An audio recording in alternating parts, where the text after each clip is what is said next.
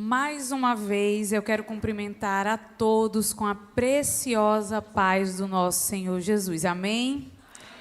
É tão bom estar com vocês aqui mais uma noite, nesse culto de mulheres. Como eu disse ontem, para os que não estavam aqui, eu louvo a Deus porque Ele me permitiu me recuperar na minha saúde para que eu estivesse convosco. E quero louvar a Deus, né, pela vida do pastor Mota, da sua família, da Kelly, mais uma vez, você é uma bênção, da Josi, da Mariazinha, que eu não me conformo com essa juventude dessa mulher, não me conformo. Parece que a gente está fazendo alguma coisa errada, eu quero beber dessa água, se bem que eu bebi da água dela hoje lá na casa dela. O Kennedy está revendo vocês, a Aline, meu Deus, Aline, que testemunho lindo. Eu costumo dizer que não há nada mais lindo e precioso na terra do que uma mulher que se entrega ao propósito de Deus e que compreende a soberania de Deus. Mas também não tem uma desgraça pior do que uma mulher que se afasta de Deus. É os dois extremos. É a coisa mais linda, uma mulher entregue a Deus, e é a pior tristeza, a pior desgraça, uma mulher que se afasta dos caminhos de Deus. Os prejuízos são grandes. Mas nós estamos aqui para dar continuidade ao assunto que nós iniciamos ontem, falando sobre saúde mental. Mas quem veio aqui ontem sabe que eu não segui nada do que eu tinha planejado falar. Mas nós falamos de saúde mental e nós falamos que muitas pessoas estão deixando de viver o propósito de Deus para as suas vidas, às vezes por algo simples que pode ser resolvido na sua saúde física, na sua saúde mental, e por vergonha, por achar que vai ser criticado, e provavelmente vai ser mesmo, essa que é a verdade, porque nós ainda vivemos numa sociedade que não foi educada em relação às suas emoções. Saúde mental nunca foi abordado, por exemplo, nas escolas. Na TV, quando aparecia esse tema, era sempre levando um na camisa de força. Então, ninguém queria nem saber de ouvir falar de psicólogo, de psiquiatra. Naquele filme dos Trapalhões, quando aparecia o psiquiatra tinha mais cara de doido que o doido. Quem é que queria ir para um profissional desse? Deus me defenderá. Então, nós não tínhamos conhecimento sobre esse tema, e a ignorância em relação a esse tema não se dá só nos espaços religiosos, é na sociedade em geral.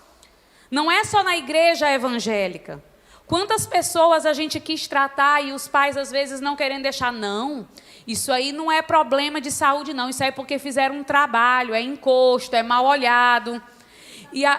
Exato, então a gente foi empurrando para debaixo do tapete muitos adoecimentos mentais, sofrimentos emocionais, e algumas pessoas por muito tempo deixaram de viver o propósito de Deus para as suas vidas porque estavam adoecidas. Estavam adoecidas, confessando seus pecados. Eu costumo dizer que quando eu passei pela depressão, que alguém chegava na minha casa e de uma certa forma sugeria que eu estivesse talvez com algum pecado não confessado, eu digo que naquele ano de 2012 eu confessei meus pecados até meus 80 anos de idade. Eu confessei os pecados até que eu já vou cometer. Porque eu não entendia o que estava acontecendo. E aí também ainda prejudicou o cuidado que a gente deve ter com a saúde mental, porque a gente veio de uma geração evangélica, cristã, onde se foi pregado que quando a gente aceita Jesus, os problemas se acabaram, ou que você tem que ser um super crente, que você tem que determinar a vitória, e que aquela pessoa que ora mesmo, ela vai passar por cima dos problemas como um trator, quando na realidade não é assim. Porque, biblicamente falando, você encontra homens e mulheres de Deus que tiveram suas dores, que sofreram, que precisaram parar na caminhada para se reestruturar outra vez e assim continuar a sua caminhada. Então, nós falamos sobre isso ontem e da importância da gente entender que uma pessoa curada espiritualmente não é uma pessoa que vive assim, como se tivesse todo o tempo dopada. Não é uma pessoa que anda por esta terra anestesiada. Uma pessoa curada não é uma pessoa que não se estressa, que não chora, que não tem problemas. Não é isso. Uma pessoa curada é uma pessoa que, apesar das suas dores, apesar das suas feridas, apesar das suas dificuldades, entendeu que o que Deus tem para a sua vida é maior e melhor. Ela vive o propósito de Deus, apesar das suas feridas. Foi o que eu falei aqui ontem. Nunca pensem que é por mim mesma que eu estou aqui. A graça de Deus, ela me resgata todos os dias. Eu tive uma perda traumática, passei por uma doença que foi severa, onde eu fiquei acamada. Eu nunca mais fui a mesma pessoa. Eu tenho o meu espinho na carne, como eu tenho certeza que todos aqui, se tivessem a oportunidade de pegar esse microfone, sabem contar uma história onde elas foram feridas na alma.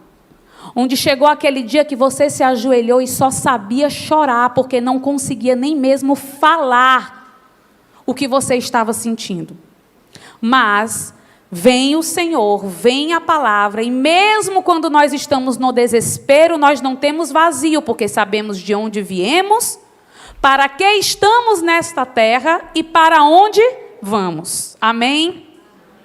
Só falar que os livros que eu trouxe, parece que só tem 7 agora. O Não é Falta de Fé, que é um tipo de cartilha sobre depressão, prevenção, pós-venção do suicídio, no contexto religioso, porque a gente quer saber o que a Bíblia fala sobre isso também. Então, a gente fala sobre saúde mental, o que é depressão, o que a Bíblia fala sobre isso, sobre suicídio, o que fazer, o que não fazer, como você, sendo igreja, porque nós somos igreja, esse aqui é um templo físico, nós é que somos a igreja. Como igreja, como podemos ajudar alguém que está em sofrimento emocional e não aumentar o sofrimento dessa pessoa? E aqui, esse outro livro, que é o meu primeiro livro, Por que Sofremos? São reflexões sobre a natureza do sofrimento. Só tem 2, tá? Então, está bem pertinho de acabar o livro que eu trouxe, vocês cuidem de comprar. Quem ainda não adquiriu, agradecer a Deus pela vida de cada pessoa que já adquiriu os livros. E hoje eu vou compartilhar com vocês o conteúdo aqui do nosso projeto Espiritualmente Saudável, eu e meu esposo, e eu gostaria de agradecer a Deus também pela vida do meu esposo, que é uma coluna, é meu intercessor, é meu professor de escola dominical, é uma bênção na minha vida. E esse livro, inclusive, é escrito por mim e por ele, e a gente fez para facilitar, para que as pessoas tivessem essas informações à mão. Porque, às vezes, a gente não assimila tudo, por exemplo, que é falado num culto como esse. Aí ali você fica com as informações e a qualquer momento que precisar, você acessa essas informações.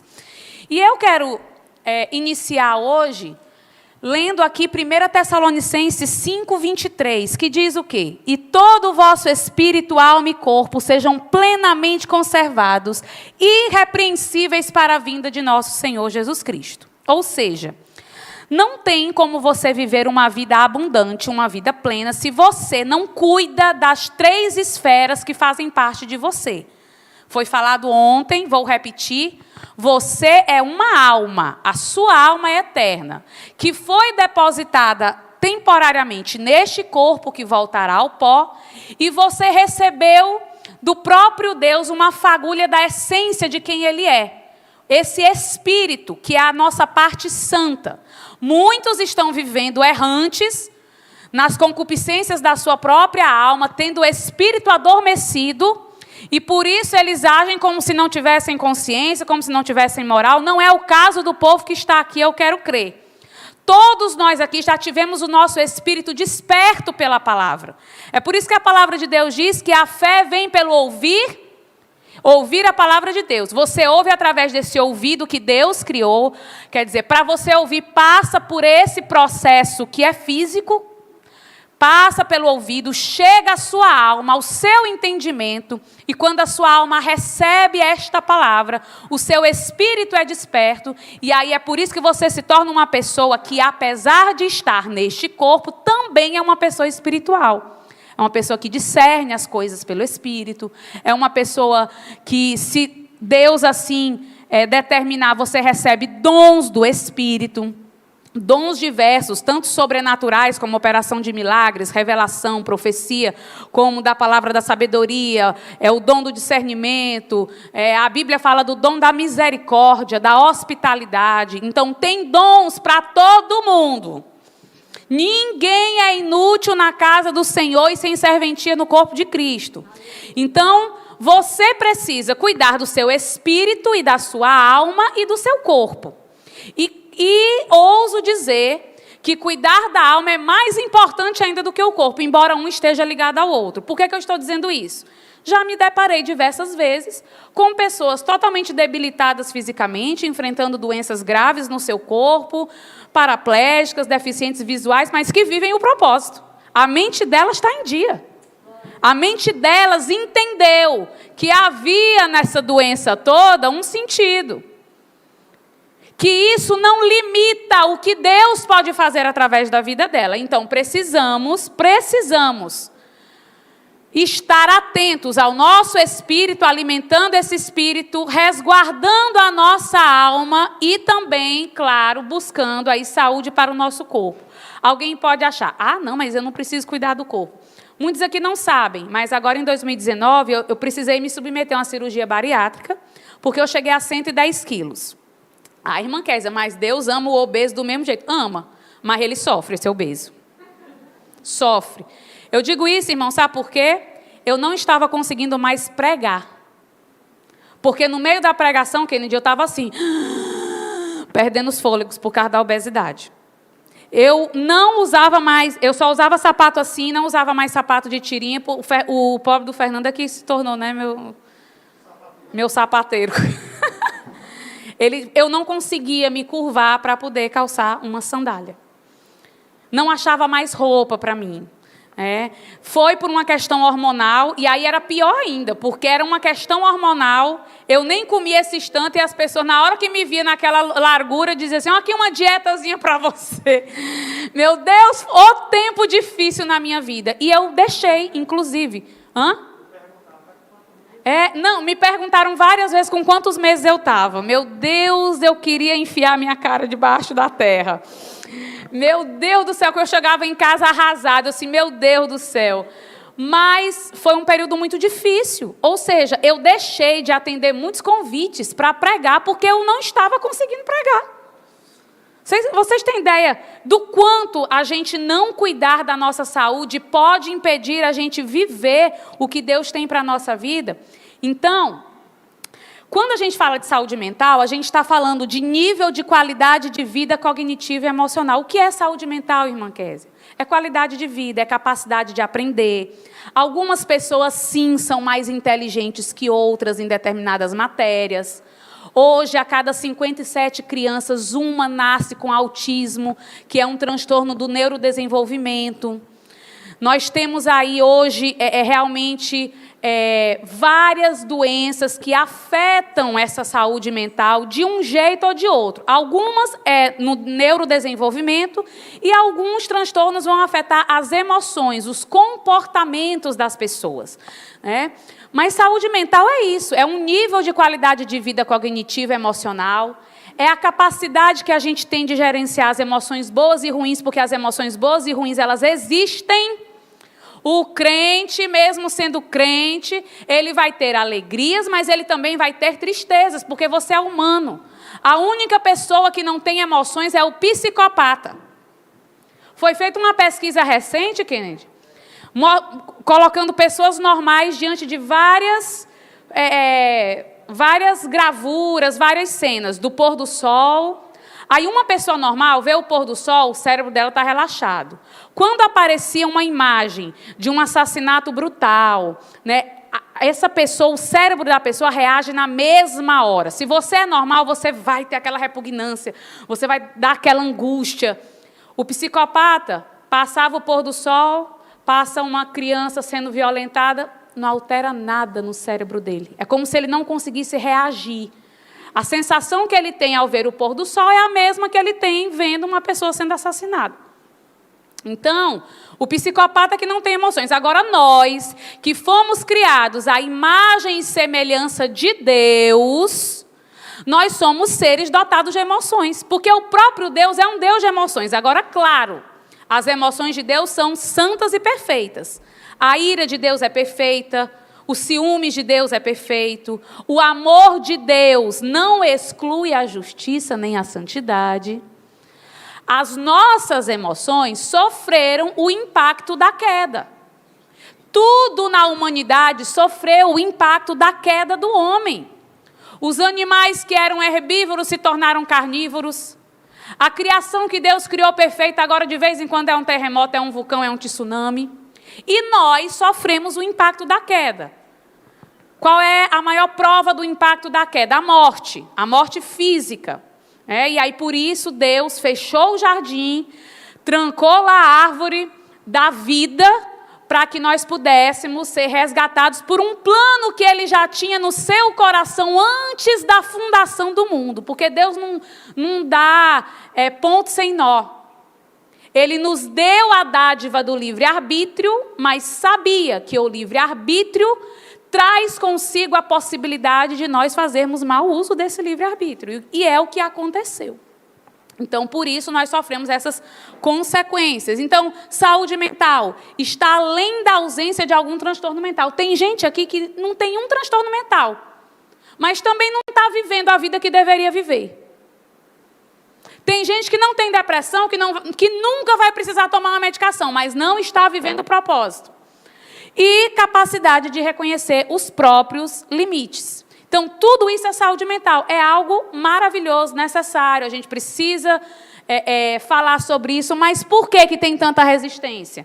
Porque, infelizmente, a história da saúde mental, ela tem muitas páginas de sangue na sua história. Antigamente, os hospícios, as pessoas que eram colocadas nos hospícios, elas eram abandonadas, tinham um histórico muito grande de diagnósticos forjados, as medicações eram muito pesadas, a gente está começando a evoluir nesse aspecto agora. Então, é por isso que as pessoas tinham muito receio de se submeter a um tratamento psicológico e psiquiátrico, com medo, inclusive, de ser levado na camisa de força. Mas isso vem mudando. Isso vem mudando. Nós temos aqui, essa foto é de um hospital lá em Minas Gerais. Está dando para vocês verem? Os doentes ficavam assim, eles dormiam no chão. Aconteceram mais de 60 mil mortes nesse hospital. Lá em Barbacena, que inclusive eu e Fernando tivemos a oportunidade de visitar. Hoje não é mais um hospital psiquiátrico. Então, mais de 60 mil mortes. Inclusive, quem se interessar por esse assunto, tem um livro muito bom chamado Holocausto Brasileiro. E aqui nesse hospital, ia parar todo mundo que era diferente. Deficientes físicos, autistas, síndrome de Down, dependentes químicos, homossexuais, prostitutas, todo mundo era jogado lá. E aí, quem é que queria ir para um hospital psiquiátrico? Minha avó Iraci, educadora, foi uma mulher à frente do seu tempo e teve uma filha deficiente, a Ieda. Quem me acompanha pelos stories aí, no Instagram, já deve ter visto a Ieda, que eu chamo de Bidala. Ela nasceu com um problema congênito. Então, a Ieda hoje, esse ano vai fazer 50 anos, mas a idade mental dela é de 2, 3 anos. Ela é literalmente a criança da casa. E minha avó demorou praticamente a vida inteira para deixar a gente levar a Ieda para um tratamento. Porque ela morria de medo que a Ieda fosse abusada, que ela fosse violentada, que ela fosse maltratada, dopada. E por isso a Ieda sofreu muito. Gente, vocês não têm ideia do quanto eu apanhei da Ieda, não. Porque a Ieda não dormia. A Ieda não tinha saúde. A Ieda passava a noite cortando papel. Quando a gente chegava na porta, ela largava o que tivesse na mão. Tesoura, faca. Uma vez ela veio por trás aqui de mim, muito zangada, fez assim com a minha cabeça, bati minha testa na torneira da pia. Lá na minha congregação, lá em Teresina, no São Cristóvão, todo mundo já levou um empurrão ou um puxão de cabelo da Ieda. As crianças corriam com medo da Ieda. A Aline sabe do que eu estou falando. Quando a Ieda começou a ir para a escolinha Pestalozzi, começou a tomar a medicação, gente, a Ieda hoje é a bebelô da igreja. Hoje ela é gente. Porque antes, é sério, a Ieda, quando ficava nervosa, parecia uma onça. Hoje a Ieda ela é a queridinha de todo mundo e canta no conjunto das irmãs e vai para a sala das crianças. Vocês estão vendo como era um problema simples, e o medo fez com que minha avó sofresse muito. Minha avó, uma vez, a Ieda em Cristo, pegou minha avó, debaixo, na Avenida João 23 lá, puxou minha avó pelos cabelos, derrubou no chão, por medo, né? Mas eu entendo esse medo, porque nós não fomos educados para isso. Então, por isso que as pessoas têm muita resistência. Mas hoje, na história da saúde mental, nós temos uma nova forma agora de tratar as pessoas que têm algum transtorno mental, que é junto com a família. Se descobriu, e faz todo sentido, que você não vai conseguir tratar uma pessoa isolando ela da sua família. Tem que estar perto. Tudo bem que nós temos casos em que algumas famílias são os fatores de risco. Aí, como a igreja se torna um ponto de apoio? Eu conheci várias pessoas que não tinham família para ir para um CAPS, para ir fazer um tratamento, e a igreja ajudando, porque esse é o nosso papel. É aqui onde nós exercemos a comunhão. É aqui onde nós sabemos que um irmão está passando por uma necessidade e nós aprendemos a levar uns as cargas dos outros. Isso é um evangelho vivo e verdadeiro. Eu lamento muito que depois da pandemia, muita gente se acostumou e acha que é suficiente ser crente dentro de casa. Pode até ser. Eu não digo que não é salvo, não, porque creu em Jesus. Mas ele acaba perdendo muitas bênçãos, muitos recursos espirituais, porque ele não divide, ele não ama, ele não visita, ele não exerce a comunhão, e ele acaba perdendo muito do que o evangelho traz para a nossa vida, porque ser crente sozinho em casa, mas é bom demais. Gente, não tem estresse, não tem decepção, não tem traição, não tem crente problemático, porque nem todo mundo está no mesmo ponto de maturidade na caminhada, na sua fé. A Bíblia fala dos fortes suportarem os mais fracos, sim, tem. E ainda tem a questão de que o joio está no meio do trigo. Ainda tem essa. Parece com o trigo. E aí só vai ser separado naquele dia, que os anjos é que vão separar, não é você não, meu amigo.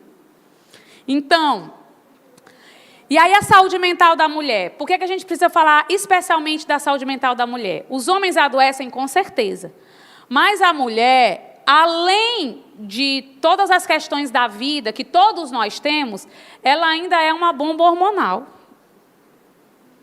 Mulher grávida, que chora por tudo, e inventa que tem desejo para comer as coisas. Eu não vejo a hora de chegar essa fase na minha vida. Te prepara. Vocês já viram mulher na TPM? Algumas TPM, treinada para matar. Chora por qualquer coisa e sente dor, e é uma coisa assim terrível. Olha, os homens não têm noção do que o que é uma mulher na TPM. Tem alterações físicas, hormonais, que podem causar um adoecimento mental, como, por exemplo, alteração na tireoide. Eu tenho um primo, Marcelo, lá no Pará, que a minha prima entrou em contato e disse que ele estava realmente com um comportamento depressivo. Eles achando que era depressão, e, na verdade, foi alteração na tireoide. Ele fez o tratamento e estava lá bonzinho. Então, nós temos questões químicas, biológicas, físicas, né, que podem realmente fazer com que a mulher seja mais sensível, seja mais vulnerável a alterações de humor, né? E na pandemia, 40,5% dos sintomas de depressão, né, as mulheres tiveram, e 34,9% apresentaram comportamentos de ansiedade. Vocês acreditam que eu perdi uma irmã, né? Minha mãe, ali muito forte. A primeira vez que eu vi a minha mãe dizendo que perdeu uma noite de sono foi na pandemia. Ela passou uns 2 dias lá sem conseguir dormir. Eu, bora desligar a televisão. Calma, porque senão a gente vai se afundar. E é 2 vezes mais comum em mulheres do que homens. Então, é por isso que é importante. Os homens também são vulneráveis, mas a mulher tem um negócio bom. Tem um lado bom, ela é mais de falar, o homem é mais de se retrair, é mais de esconder. É por isso que os índices de suicídio são maiores entre os homens, apesar das mulheres adoecerem mais. Porque eles têm mais dificuldade de pedir ajuda, têm medo se forem pedir ajuda, principalmente liderança. Liderança, pastor Mota. Nos últimos anos, a gente teve muitos suicídios de líderes evangélicos, católicos. E aí, por que eles têm o medo de pedir ajuda? Com medo que as pessoas passem a questionar a sua autoridade espiritual. Se a igreja souber, eita, o pastor foi lá no psiquiatra. Gente, o pastor é que precisa mesmo ir para o psiquiatra, que tem que aguentar vocês tudinho. Que tem que ouvir os problemas de vocês todos. A gente estava comentando hoje, né, Josi? Que quando a gente ouve os problemas das outras pessoas, mesmo a gente colocando diante de Deus, a gente absorve, a gente sente o peso, a gente sofre junto. É por isso que tem gente que vive sem querer saber o problema de ninguém, porque é muito mais fácil. É muito mais fácil, né? E aí, quais são os fatores de risco na mulher? Perfil multitarefa, porque hoje nós estamos aí, né, as mulheres tudo querendo ser empoderada. Mas eu vou dizer para vocês, eu nasci na época errada, porque eu queria mesmo era ser sustentada. Mas as condições, né, eu e o Fernando estamos trabalhando junto. Mas por que eu estou dizendo isso? Porque foi que fui casar com um pobre aí. Aí eu tenho que trabalhar junto. Não, mas meu marido é uma bênção e a gente tem crescido juntos. O que eu estou querendo dizer é o seguinte, que as mulheres lutaram tanto para serem iguais aos homens e elas hoje estão vendo que não deu muito certo. Porque a mulher não é inferior ao homem. Eu quero que você saia daqui ciente disso, como eu falei ontem. Você tem um propósito, você tem um chamado, só que Deus nos fez diferentes. Na maneira de compreender, na maneira de olhar, na maneira de organizar, Deus nos fez diferentes. A mulher, ela é mais emocional, o homem é mais sensível, o homem é mais racional, né? Ele é mais operacional. Então, quando a gente quis acumular todas as tarefas, isso ficou pesado. É filho, é casa, é trabalho, né? E a mulher cristã, ela tem que ter muita sabedoria para dosar essas atividades para que ela não venha a adoecer, né? Casos de violência doméstica, a gente sabe que, infelizmente, o Piauí, os índices de violência doméstica contra a mulher e feminicídio são altíssimos. E aqui não estou fazendo apologia ao divórcio, mas a igreja precisa, quando uma mulher chega aqui dizendo que está apanhando do marido que está sendo agredida, a igreja precisa amparar essa mulher, não é mandar ela ir orar, não. Porque é crime, e isso é crime. Desde quando, baseado na fé, a gente vai acobertar um crime? É crime. Né? Então, precisa atacar esses gatilhos. Padrões irracionais de estética. Inclusive, tem leis hoje na Europa, onde se a sua foto foi alterada por Photoshop, ela tem que vir com uma marquinha dizendo que foi alterada. Porque a gente vê todo mundo, né?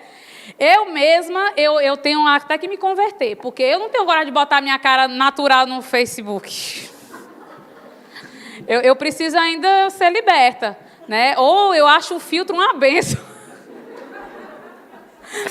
Oscilação hormonal, menarca, gestação, climatério, menopausa. Vocês sabiam que a cada 10 mulheres, 3 mulheres podem ter depressão pós-parto?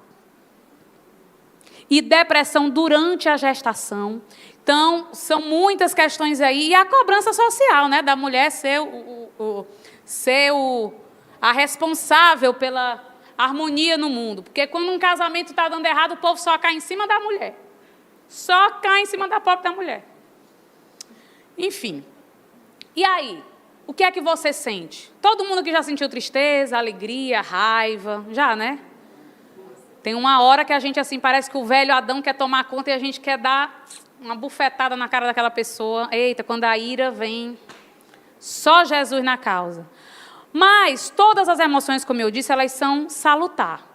O que não pode é uma emoção suplantar todas as outras. Tristeza é normal. É saudável. A Bíblia, inclusive, diz que com a tristeza se faz melhor o coração. Porque é na tristeza que você tira toda a capa de superficialidade. Você já viu como são suas orações quando você está triste? você não ora como acha que tem que orar, você rasga a sua alma. A dor, ela tira a superficialidade. Você já viu uma pessoa se afogando? Por favor, excelentíssimo, venha jogar a sua boia. Não, a pessoa que está se afogando, ela grita, socorro, me ajuda, pelo amor de Deus. Então, a tristeza não é de todo mal. Agora, se a tristeza predomina e suplanta todas as outras emoções, você não sente mais alegria, você não sente mais prazer, você não tem mais ansiedade para fazer nada, aí pode estar acontecendo um desregulamento das suas emoções. E isso pode ter dois fatores. Fatores externos, que é o que a gente chama de depressão exógena, que foi o meu caso. Eu nunca tinha tido nenhuma tendência a desenvolver depressão. Eu sempre me achei uma pessoa assim, muito reativa. As coisas aconteciam, mas eu estava ali. E aí, o que foi que aconteceu comigo? Minha irmã faleceu, eu encontrei o corpo dela. Não foi uma imagem bonita de se ver. Aquela imagem ficou na minha mente, inclusive os estudos apontam que pessoas que têm um suicídio na família, provavelmente uma porcentagem ali de 10% vai desenvolver algum transtorno mental ou vai tentar também o suicídio. Por isso a importância da igreja acolher uma família que perde alguém por suicídio. É comum acontecer um suicídio quando a família não é cuidada, daqui a 1 semana, 2 semanas, 1 mês, ter outro suicídio naquela família. Porque é uma morte que traz muitos questionamentos, traz muitos julgamentos. As pessoas, quando não entendem a questão da saúde mental, querem arranjar um culpado, querem arranjar um porquê, e joga esse peso em cima da família que ficou. Então, eu estou falando, eu creio, em nome de Jesus, para uma igreja que vai se tornar uma igreja que já é e vai ser mais ainda uma igreja acolhedora quando isso acontecer. Então, o que aconteceu? Aquela imagem ficou na minha mente. Irmãos, toda vez que eu ia dormir, que eu fechava os olhos, eu via aquela imagem. Eu queria dormir, pronto, eu não consegui mais dormir. Eu passei quase 6 meses sem dormir direito. Você perde 1 noite de sono, 2 noites de sono, o seu reflexo já caiu, você já fica mais irritado, não é verdade? O maior índice de acidentes na estrada é por motoristas que estão dando aquela pescada, que estão com sono, não é por álcool, não. Então, sono é saúde, ou seja, eu comecei a não dormir, aí eu fui atrás de um profissional, não foi bom, aí eu fiquei com o pé atrás, eu disse, depois eu não vou buscar mais ajuda não, que esse aqui não me ajudou, então eu não vou mais. Foi um erro da minha parte. Comecei a ficar irritada. Como eu comecei a ficar irritada e eu não dormia, na época eu dirigia muito para o interior do Maranhão, interior do Piauí, não estava conseguindo mais dirigir.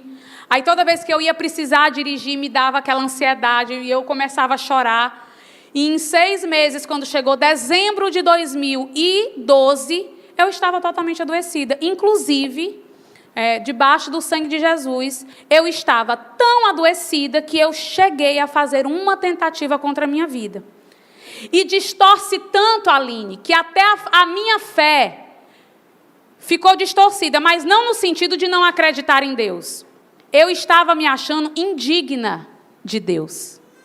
Disse, como é que Deus vai querer uma filha dessa, que está passando por uma situação dessa, trazendo vergonha para o Evangelho? Porque esse sempre foi o meu maior medo, trazer vergonha para o Evangelho. Aí o que foi que eu pensei? Não, se eu ficar aqui acamada com depressão, vai ser uma vergonha para o Evangelho, então é melhor eu morrer logo. Olha como a doença altera até os seus pensamentos em questões tão importantes como essa.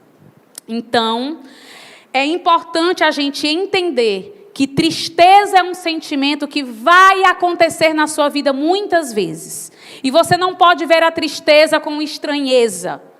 Você precisa normalizar, porque nós somos seres humanos, nós sentimos, estamos inseridos numa sociedade em rebelião constante contra o nosso Deus. Nem é para você ficar muito acomodado nessa terra, não. Porque se você está se sentindo em casa, tem alguma coisa errada. Nós não estamos em casa. Nós vivemos bem, porque a gente tem vislumbres do que nos espera. E na comunhão, quando levamos as cargas uns dos outros, a gente sente um amor tão grande da parte de Deus. Vocês já tiveram aquele momento na presença de Deus que dissesse assim, Jesus, tu bem que podia vir agora, o que está tão bom. É muito bom quando a gente vê Deus agindo de uma maneira em que usa as nossas frágeis vidas para glorificar o seu nome. É maravilhoso, mas a tristeza é um sentimento, ele vem e volta. Agora, se é depressão, é uma doença. E é como eu disse, Deus pode curar a depressão, amém? Amém. Como Ele pode curar a paralisia, como Ele pode curar... Que eu estou curiosa ainda para saber qual foi realmente o problema que aconteceu, porque tu não falou. O que foi que aconteceu, essa disfunção? Deus pode curar a diabetes, Deus... Consequências pós-Covid, isso mesmo. E aí, Deus pode curar de qualquer doença, mas nem todas as doenças Ele vai curar. Algumas doenças Ele vai tratar. Porque enquanto Ele trata essas doenças, Ele também está tratando a nossa alma e o nosso espírito. Ele está ministrando lições preciosas para a nossa alma, para a nossa vida. E aí é quando entra a sua responsabilidade. Você quer crescer em Deus? Você quer aprender no sofrimento? Você quer realmente passar pelo deserto e entender que isso é uma escola? Ou você quer murmurar? Você quer se amargurar? Você quer se ressentir contra Deus e ficar estagnado nesse lugar de sofrimento que você está agora?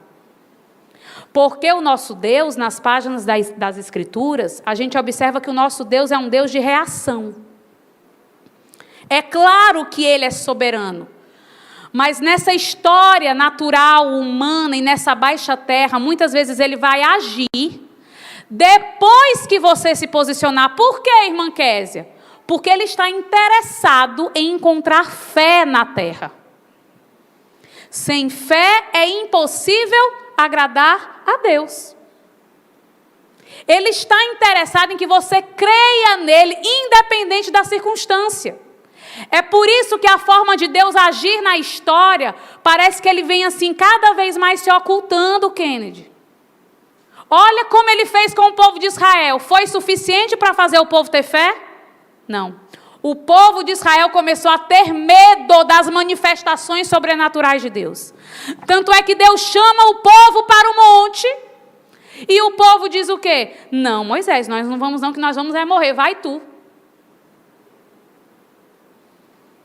Aí Deus vem, aí estabeleceu a arca, passou 400 anos sem falar com o povo, aí enviou o maior sinal à terra, que é Jesus.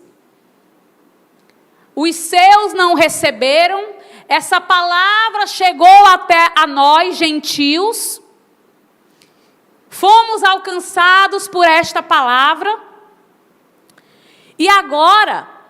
Deus, Ele procura adoradores que o adorem em espírito e em verdade. Ele procura pessoas que tenham fé.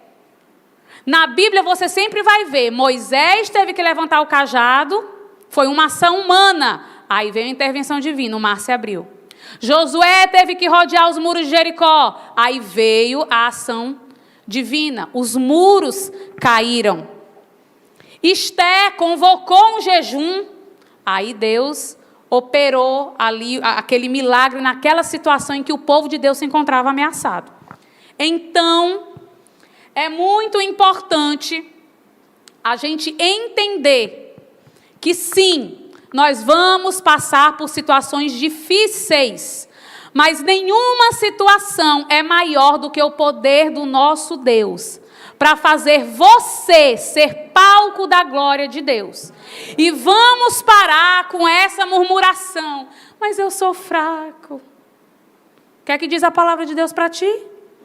Diga ao fraco, eu sou forte. Diga ao fraco, eu sou forte.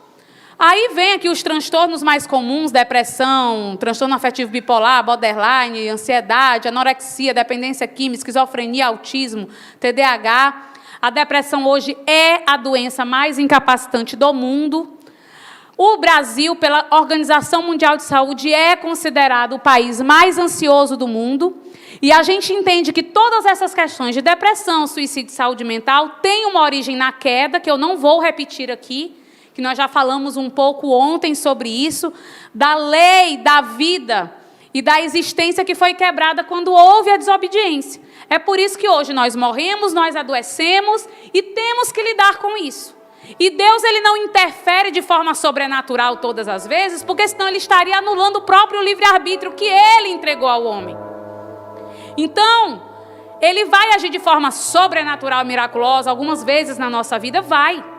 Mas quando nós também vivemos a nossa rotina, quando nós vivemos o propósito de Deus na nossa vida, apesar dos sofrimentos, isso também a gente vinha comentando, né, irmã Josi? Isso é sobrenatural. Quando nós perdoamos, quando nós amamos, não é à toa que é o primeiro e segundo mandamento, amar a Deus sobre todas as coisas e amar ao próximo como a ti mesmo. Esse negócio de amar não é fácil, não. Tem gente que está, nota 10 em todos os outros mandamentos, aí quando chega na hora de amar ele falha, porque amar não é fácil.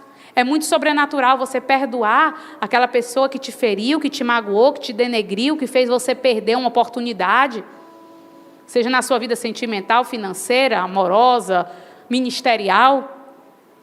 E aqui a Bíblia fala de várias doenças, e tem doenças sim, que foram castigo divino, tem origem sim de origem satânica. Eu quero abrir um parêntese. No entanto, doenças de origem satânica ou pessoas endemoniadas, o que a gente faz com o demônio? Expulsa. Eu não acredito que no meio do povo de Deus não tem uma pessoa que faça uso do nome de Jesus para expulsar os demônios. Se é demônio, expulsa. Se é doença, vamos tratar. Vamos orar, vamos pedir para que Deus coloque as pessoas certas, como foi o testemunho da Aline aqui. Porque tem bons profissionais e péssimos profissionais. Senhor, bota no meu caminho só o bom. Propósito divino, que foi o testemunho da Aline aqui. Propósito divino. Aquele cego que estava lá pedindo esmola, os discípulos perguntaram, Senhor, quem foi que pecou? Foi ele ou foi os pais dele? Jesus disse o quê? Nem ele, nem os pais. Assim se fez para que a glória de Deus se manifestasse. E a glória de Deus se manifestou na vida daquele cego, não foi só quando Jesus curou ele, não. Toda pessoa que tirava do seu e ajudava aquele cego também estava manifestando a glória de Deus. Não é à toa que Jesus fala que naquele dia vão se colocar diante dele e ele vai dizer, porque eu tive fome e me deste de comer. Eu estava nu e vocês me vestiram. E aí as pessoas vão perguntar, mas Senhor, quando foi que a gente te viu com fome? Quando foi que a gente te viu nu e a gente te vestiu? Quando vocês fizerem isso a qualquer um dos meus pequeninos, vocês estão fazendo isso a mim. Aí, por outro lado, chega aqueles que se acham muito espirituais, muito crentes, muito 10 vezes santo. Ah, Senhor, mas nós pregamos no teu nome, nós expulsamos demônios, nós operamos milagres. Aí Jesus fala, apartai-vos de mim, eu não vos conheço. Vós que praticais a iniquidade. Mas espera aí, eles pregavam, eles expulsavam demônio, eles curavam e praticavam iniquidade. Sabe o que é iniquidade? Pecado de crente. Porque às vezes você está aí se achando muito bom, porque não mata, não rouba, não... Mas aí tem aquela iniquidade, que é aquele pecado mais oculto, que vem, inclusive, nas nossas emoções. Quer ver? Inveja, orgulho, soberba, religiosidade. Quem aqui já se ajoelhou e confessou para o Senhor, meu Deus, eu tive inveja, eu senti inveja. Arranca de mim. Ô Jesus, o meu irmão foi abençoado lá, eu não consegui me alegrar com a bênção dele. Você já teve essa ousadia e essa sinceridade de colocar diante de Deus esses sentimentos que não são tão bonitos e que a gente só enxerga no outro?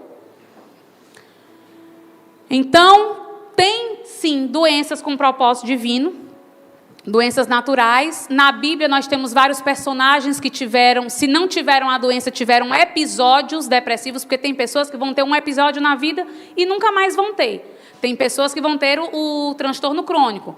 Nós temos Moisés que pediu, mata-me, eu te peço, se tenho achado graça aos teus olhos. Elias pediu em seu ânimo a morte. Temos Jó. Eu imagino o Jó dando aqui um testemunho. A irmã Aline deu um testemunho lindo aqui. Aí A irmã Mariazinha, vamos ouvir o irmão Jó. Aí o irmão Jó chega aqui. Meus irmãos, vocês sabem, né, que eu perdi tudo, estou doente. E eu não sei por que Deus me deixa viver. Eu queria antes era que Ele me estrangulasse, me matasse. Porque eu não consigo mais dormir, eu não tenho mais prazer nesta vida.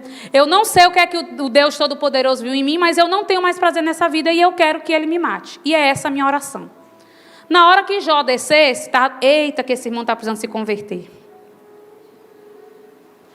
E a Bíblia diz que Jó não pecou com a sua boca. Por que Jó não pecou com a sua boca? Porque o sofrimento de Jó era real, minha gente.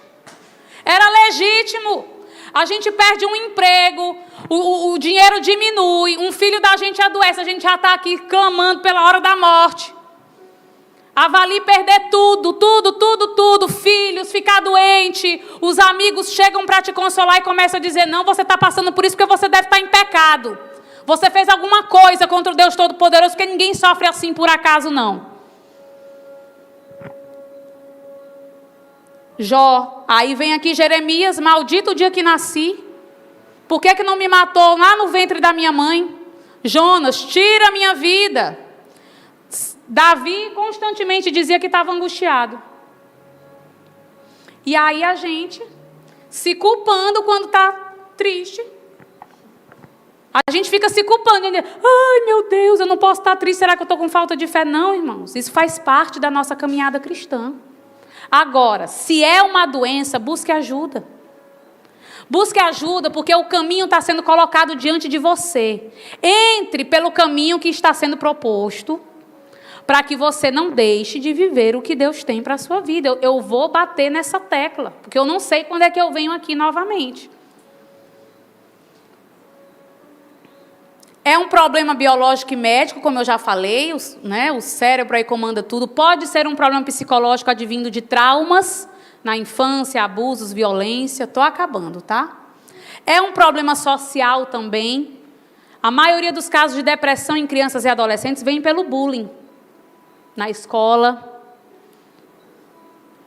Racismo. O que o racismo já não trouxe de prejuízo? Aí eu só quero lembrar, viu, gente?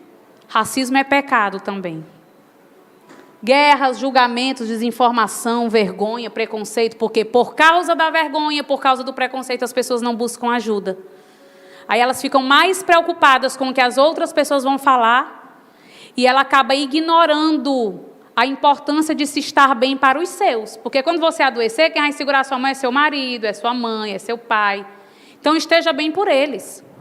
Irmão, se eu não tivesse me submetido ao tratamento, e eu entendo que Deus pode curar de forma sobrenatural, mas entendo também que Ele moveu a minha vida durante o tratamento, se eu não tivesse feito o tratamento, eu não estaria aqui. Hoje, há 10 anos fazendo esse trabalho, ensinando as pessoas. Quem sou eu? Eu não sou da área de saúde, fui estudar, hoje eu sou chamada para dar treinamento para pessoas da área da saúde. Eu entrei em lugares que eu nunca imaginei que eu poderia entrar. Porque Deus pega a nossa fraqueza como matéria-prima e transforma em glória para o seu nome.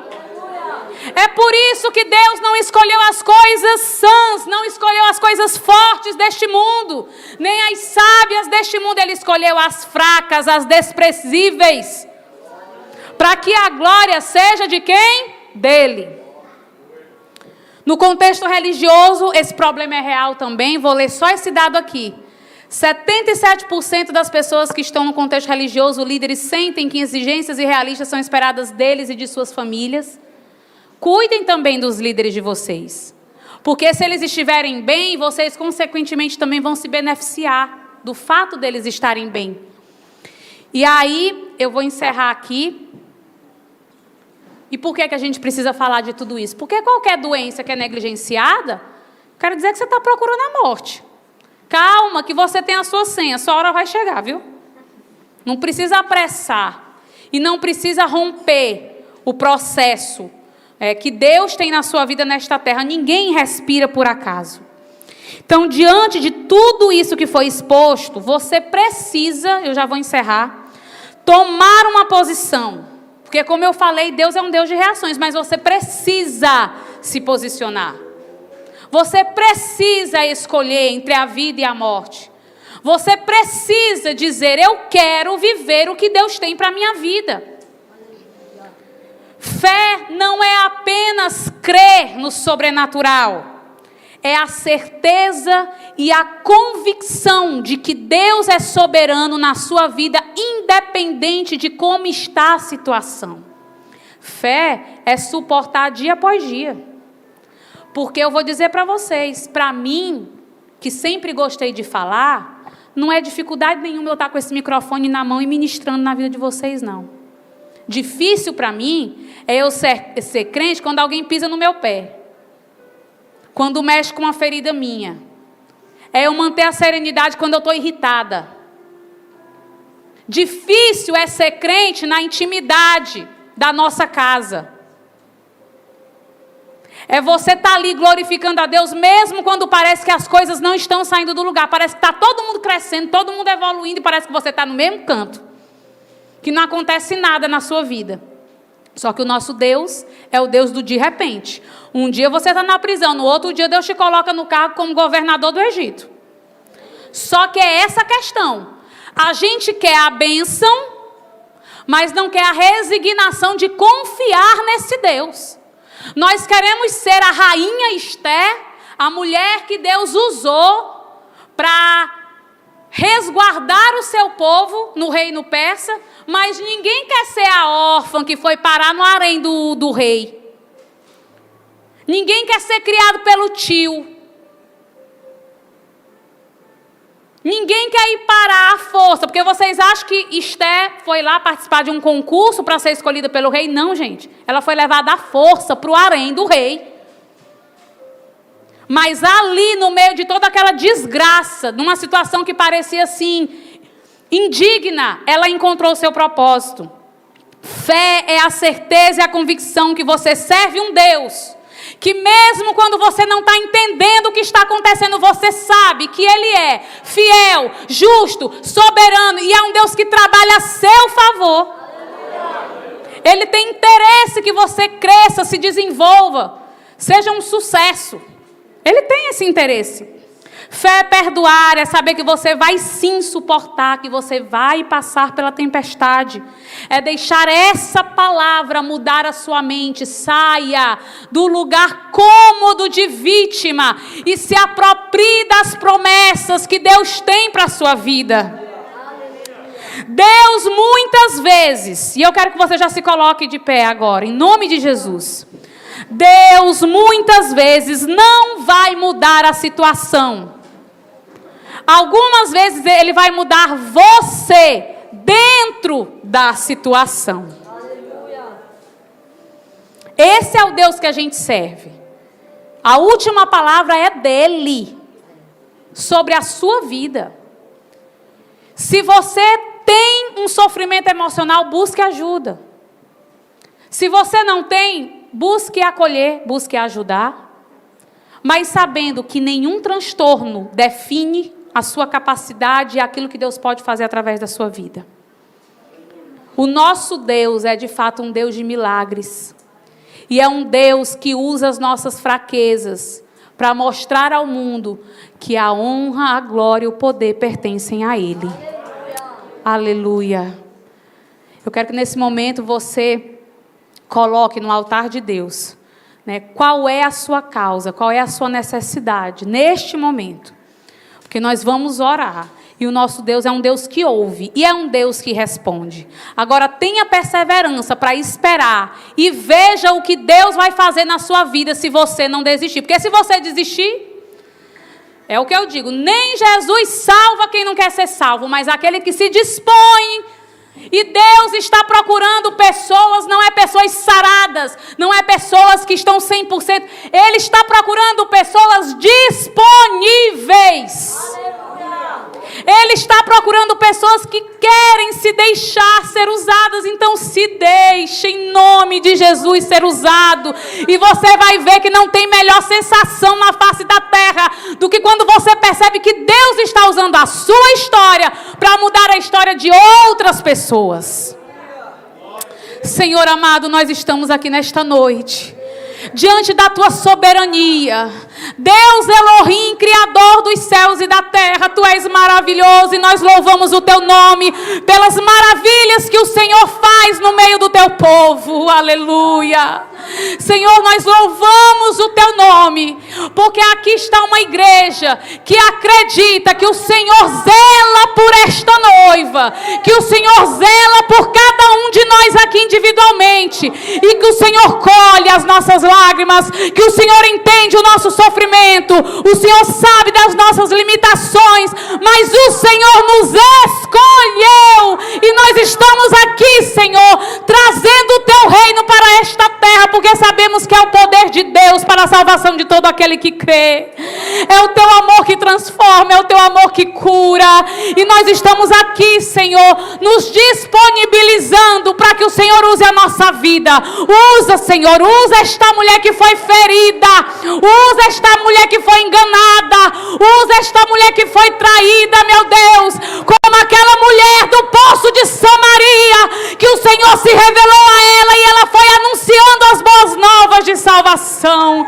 Meu Deus, usa a tua igreja, restaura de acordo com o plano original, de acordo com o plano original, sem remendos, meu Deus, sem remendo, restaura as emoções da tua filha, do teu filho, do teu servo, meu Deus, restaura a sua causa, restaura a sua família, restaura o seu ministério. Aleluia, o Senhor está ressuscitando ministérios hoje aqui neste lugar. Você que achava que não dava mais, que não pode mais, você que está dizendo assim, eu estou fraco, Senhor, não é mais para mim, é agora que o Senhor vai te usar. É agora que o Senhor vai te resgatar e vai renovar essa chama que você pensou que estava apagada. Oh Senhor, nós louvamos o teu nome porque o Senhor é bom. Oh meu Deus, aqui neste lugar nós nos consagramos diante do teu altar. Abençoa todos aqueles que estão sofrendo com as suas demandas emocionais, meu Deus, e que esta igreja seja uma igreja que ama, que acolhe, Senhor amado, e que ajuda essas pessoas a serem libertas deste sofrimento, Senhor, pelo poder que há na tua palavra, em nome de Jesus. Amém. Vire para a pessoa que está do seu lado e diga: você tem um propósito. Não tenha medo de viver o propósito de Deus para a sua vida. E se precisar de ajuda, eu estou aqui. Eu não vou julgar o teu sofrimento, mas eu vou orar com você. Glória a Deus.